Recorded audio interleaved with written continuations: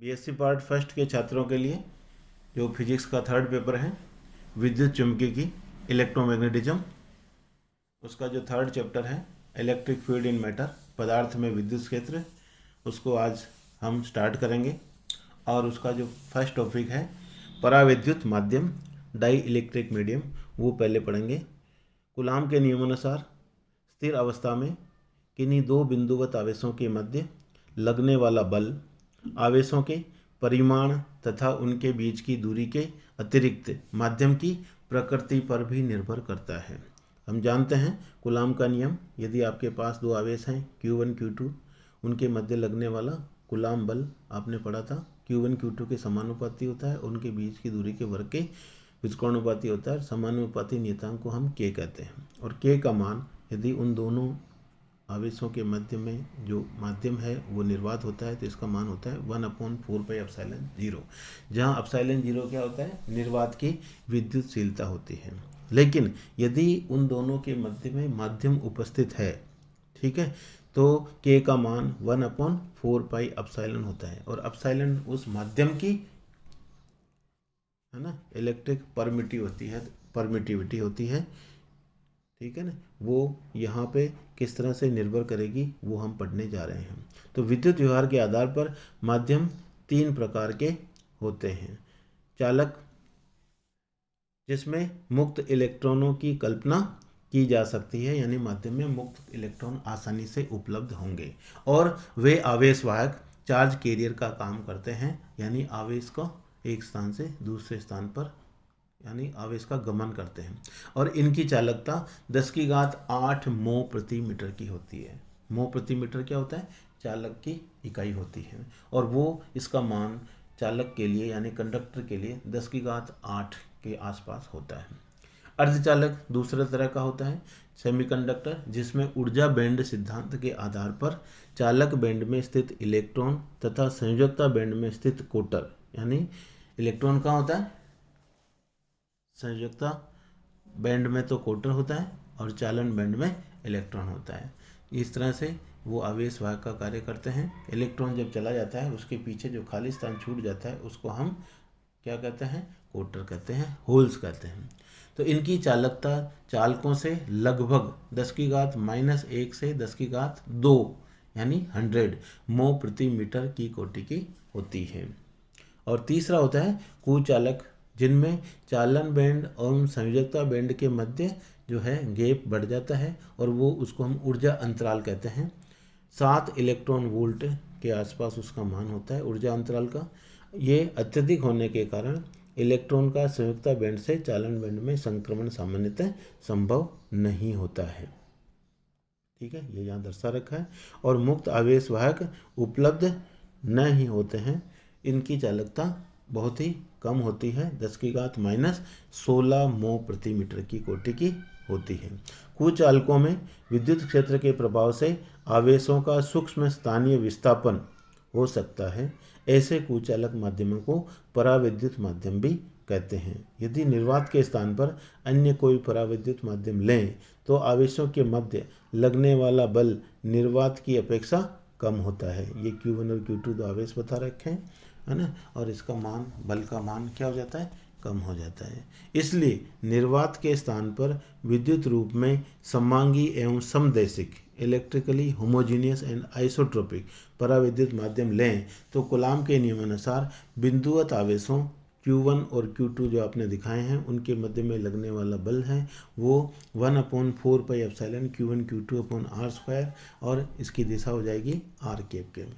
यहाँ एप्सिलॉन एक नियतांक है और इसको माध्यम की विद्युतशीलता यानी परमिटिविटी, इलेक्ट्रिक परमिटिविटी कहते हैं। पराविद्युत माध्यम की विद्युत प्रकृति को अन्य विमाही नियतांक द्वारा भी व्यक्त कर सकते हैं, जिसको हम इस तरह से एप्सिलॉन r पराविद्युतांक कहते हैं, और ये निर्वात की विद्युतशीलता के सापेक्ष जो माध्यम की विद्युतशीलता है उसके बराबर होता है, यानी ये दोनों का अनुपात होता है। इस तरह से एप्सिलॉन r जो पराविद्युतांक है उसको एप्सिलॉन/एप्सिलॉन नॉट कहते हैं और इसका मान हमेशा 1 से अधिक होगा। माध्यम की अपेक्षिक विद्युतशीलता या परावैद्युतांक या विभिन्न विशिष्ट परावैद्युतांक भिन्न भिन्न माध्यम के लिए भिन्न भिन्न होती है। इस प्रकार प्रभाव की व्याख्या परावैद्युत माध्यम की विद्युत प्रकृति में निहित होती है। हम जानते हैं कि प्रत्येक पदार्थ अणुओं तथा परमाणुओं से मिलकर बना होता है और प्रत्येक अणु या परमाणु में इलेक्ट्रॉन, प्रोटॉन तथा न्यूट्रॉन होते हैं। विद्युत क्षेत्र के प्रभाव से उदासीन परमाणुओं के कक्षीय इलेक्ट्रॉनों का विस्थापन हो जाता है, जो पदार्थ की कुल आवेश वितरण व्यवस्था को परिवर्तित कर देता है और इसके फलस्वरूप परावैद्युत माध्यम के व्यवहार में परिवर्तन हो जाता है। तो ये तो हुआ हमारे पास डाई इलेक्ट्रिक मीडियम के बारे में और किस तरह से हमने देखा कि परावैद्युतांक का मान निकाला जाता है। अब पढ़ेंगे हम परमाणविक एवं आणविक द्विध्रुव और उनके स्थायी द्विध्रुव आघूर्ण, atomic and molecular dipole and there permanent dipole moment. Quantum यांत्रिकी के अनुसार मूल अवस्था है ना, जो न्यूनतम ऊर्जा अवस्था होती है उसको हम मूल अवस्था कहते हैं, में विद्यमान उदासीन परमाणु, न्यूट्रल एटम यानी जिस पर कोई आवेश नहीं होता है, के नाभिक में धनात्मक आवेश होता है और यह समान मात्रा में ऋणात्मक आवेश के सममित अभ्र वितरण सिमेट्रिकल क्लाउड द्वारा घिरा होता है। ऋण आवेश के वितरण में आवेश घनत्व दूरी के साथ चरघातांकी रूप से परिवर्तित होता है। इन वितरणों की त्रिज्याएं कितने कोटि की होती है? 10 मीटर की कोटि की होती है। यदि परमाणुओं के ऋण आवेश वाले इलेक्ट्रॉन वितरण का केंद्र परमाणु के नाभिक, परमाणु के आकार की तुलना में नाभिक को बिंदुमान मानते हुए संपाती होता है तो परमाणु में द्विध्रुव का निर्माण नहीं हो पाता है और परमाणु का कुल द्विध्रुव आघूर्ण शून्य होता है। तो इसको आपको मैं इस तरह से समझाऊं कि ये हमारे पास नाभिक है, इसमें हम जानते हैं न्यूट्रॉन और प्रोटॉन होते हैं, यानी धनात्मक आवेश होता है केवल, और उसके चारों ओर विभिन्न कक्षाओं में इलेक्ट्रॉन गति करते रहते हैं परमाणु में।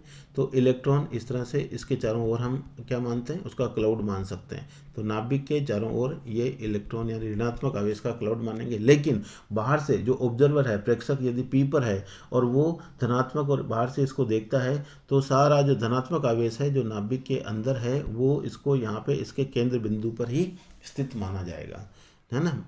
और इसी तरह से ये आवेश वितरण क्लाउड जो है वो चारों तरफ वितरण है, उसको भी ये एक क्या बनेगा? गोला बनेगा और उसको भी अगर देखा तो ऋणात्मक आवेश का केंद्र बिंदु भी यहाँ पर ही माना जाएगा।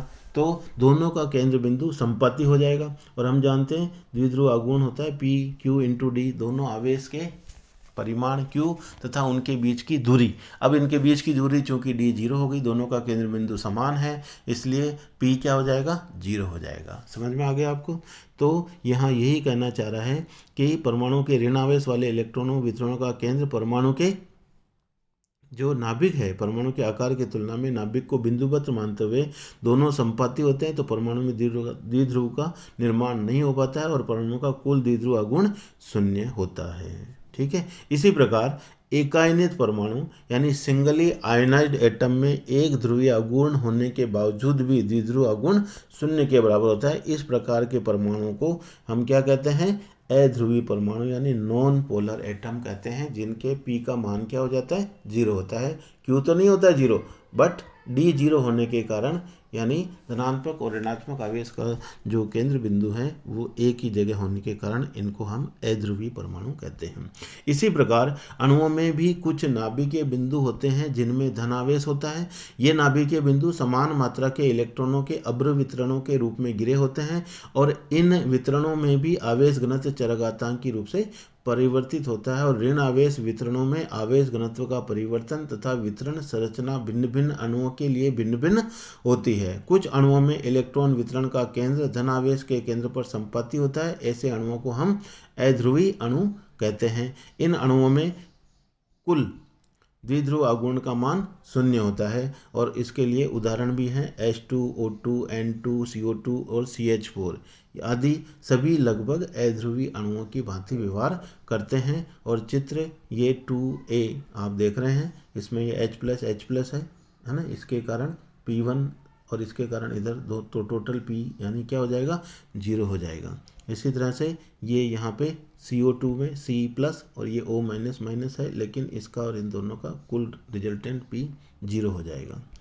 तो कुछ अणुओं में धन आवेश एक ओर तथा इलेक्ट्रॉन वितरण का केंद्र दूसरी ओर होता है, अर्थात धन एवं ऋण आवेशों के वितरण सकेंद्र नहीं होते हैं, दोनों के बीच में दूरी हो जाती है। और हम देखते हैं डी का मान 0 नहीं होता है, तो P = Q × D से हम कहेंगे वहाँ पे द्विध्रुव आघूर्ण उत्पन्न हो जाता है, स्थायी रूप से उत्पन्न हो जाता है। और इस प्रकार के अणुओं को हम क्या कहते हैं? ध्रुवीय अणु कहते हैं। पहले जब P 0 था उसको हम अध्रुवी कह रहे थे, और जहाँ P 0 नहीं है तो उसको हम ध्रुवीय अणु कहते हैं। ठीक है, तो कुछ ध्रुवीय अणुओं के उदाहरण यहाँ पे दे रखे हैं, है ना, जिनका P का मान पॉजिटिव है। यहाँ देखिए H2 के लिए 6.2 × 10⁻³ आ रहा है, HCl के 3.43 आ रहा है, और CO में 0.40 आ रहा है, NH3 में ये आ रहा है, SO2 में आ रहा है। ये सब HBr किसके द्विध्रुव आघूर्ण सबके 0 नहीं है, और हम देख रहे हैं ये सब इस तरह से क्या कहते हैं? ध्रुवीय अणु कहलाएंगे। उदाहरण के लिए एक HCl अणु लेते हैं जिसमें अणु की संरचना इस प्रकार होती है कि हाइड्रोजन परमाणु पर कुछ धनात्मक आवेश, यहाँ पे ये दिखा रखा है, तथा Cl पर क्लोरीन पर ऋणात्मक आवेश। इस प्रकार अणु या परमाणु उदासीन होते हुए भी आवेशों के विस्थापन के कारण HCl अणु द्विध्रुव समान व्यवहार कर सकता है। H2O में भी ये दिखा रखा है, ये H2 और ये O पर बंधनों पर द्विध्रुव आघूर्ण पर 105 डिग्री ये बीच में दिखा रखा है, जो कि होने के कारण नेट द्विध्रुव आघूर्ण अणु के सममित अक्ष के अनुदिश उत्पन्न हो जाता है, और इसका मान 6.2 × 10⁻³ कूलाम × मीटर होता है। परंतु CO2 अणु के दोनों CO बंधनों द्वारा बने द्विध्रुव एक ही रेखा में लेकिन विपरीत दिशा में होने के कारण उसमें नेट द्विध्रुव का मान 0 होता है। तो कई बार ये पूछा जाता है कि CO2 का मान तो वो तो अध्रुवी है, जबकि हम देख रहे हैं H2O वो ध्रुवीय अणु कहलाता है। तो आप एक्सप्लेन करेंगे। अतः पानी का अणु ध्रुवीय तथा CO2 का अणु अध्रुवीय होता है। इस प्रकार हम देखते हैं कि अणुओं में विद्युत द्विध्रुव का अध्ययन अणुओं की आंतरिक संरचना ज्ञात करने के लिए उपयोगी होता है।